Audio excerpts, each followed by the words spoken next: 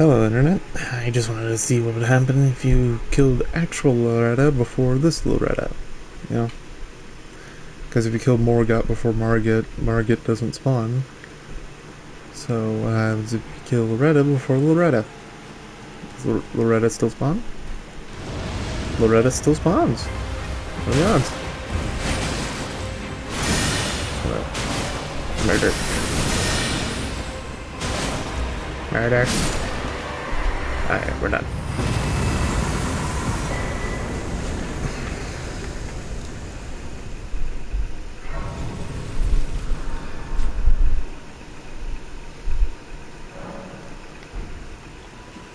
By the way, the more and more I see Bloodhound stuff, the more and more I realize that I don't have a problem with Bloodhound stuff.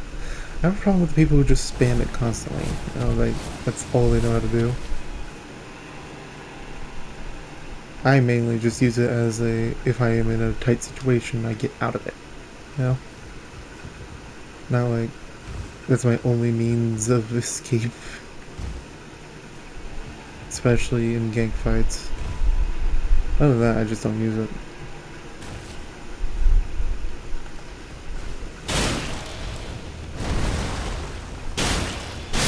See, I didn't use it there. Like, I've seen people legitimately only Bloodhound set to dodge anything.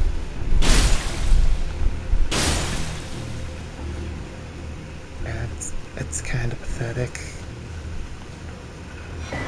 Just a little bit. Like, you really are so bad at this game that you can't dodge normally?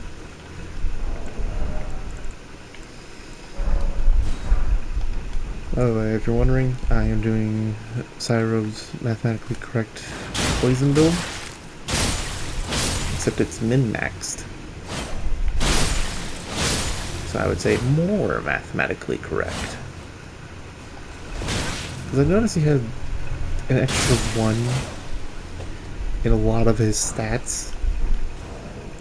Like, I have the God Great Rune active right now, so he had an extra 1 in Mind, an extra 1 in Faith, and an extra 1 in Arcane. For no reason. Actually, not even an extra 1 in Arcane. My Arcane is much, 2 levels lower than Faith, so he put 3 in Arcane for no reason. Because if you don't know, if your weapon has innate like buildup of a certain stat, yeah, that buildup does not increase with Arcane at all unless the weapon itself scales with Arcane, which is why people tell you if you want to have that insta bleed one-shot combo, you need to have 2 Arcane Occult. You know? Occult Godskin Peelers with Seppuku on them.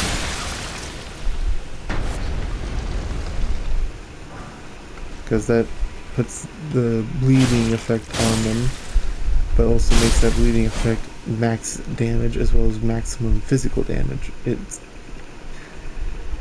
It's not really fun, I would say,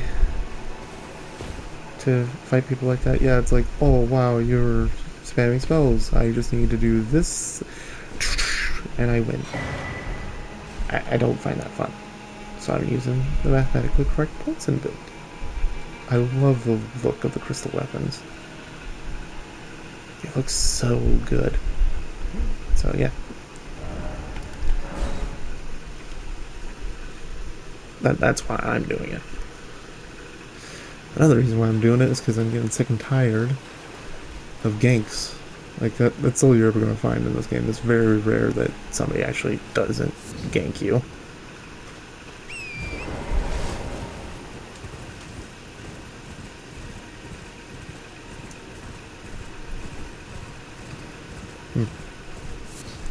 By the way, my fan's on, so it's kind of hot today.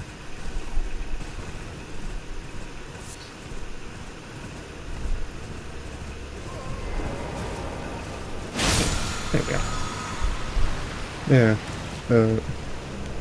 As I said, Bloodhound stuff is making me like not using it. It's just that my experience with Bloodhound stuff is just slowly becoming more and more just stop spamming it because it doesn't help you.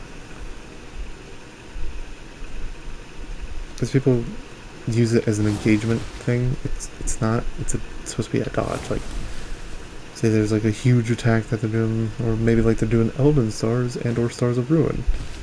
It's meant to be like in a vulnerability thing where you get the least amount of damage. Like, you take the least amount of damage from that attack. And that's how I use it. I use it as a dodge. I don't use it as an engagement tool. And I think that's where my problem lies with how people use it. I've only had to use 2 Larval Tears this entire run. Speaking of which, because I'm pretty sure nobody talks about that one.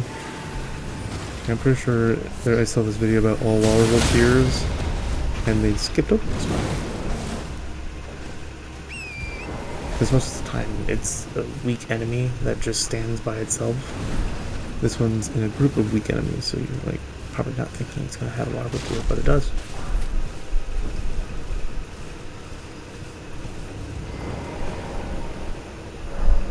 I'm just gonna kill this boss and I'm gonna show you what I mean. So I've never seen a video with this Larval Tear in it, so that's an extra one.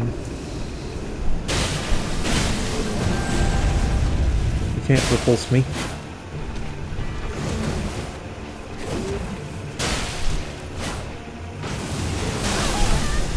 Never mind, you can.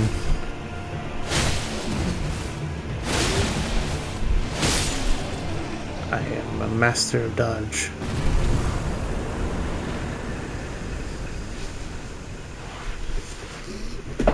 Alright, let me out.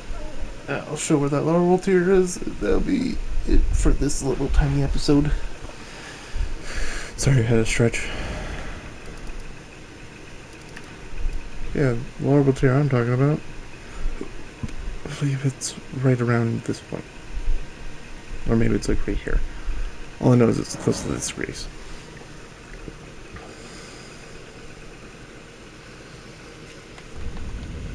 Yeah, that's right there. At the tip of this thing. I already killed it, so it's not there.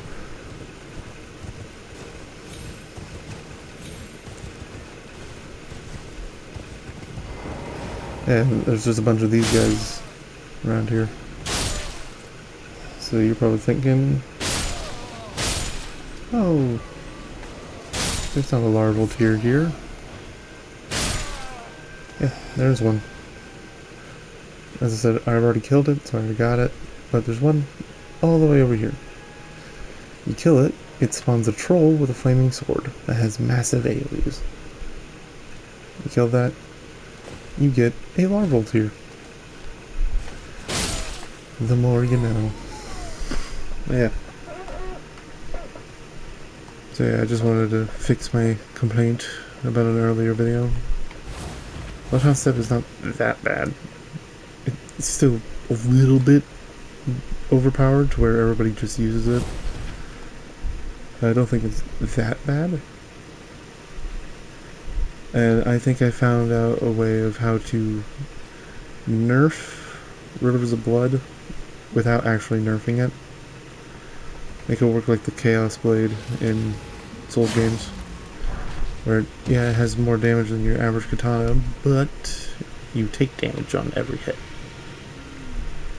I would say the weapon art, you take a ton of damage. And that's it. Just the weapon art, you take a ton of damage, because technically you're supposed to be bleeding at that point, but you don't, so that's weird. Anyway, that's all for this episode. Have a good one. Bye-bye.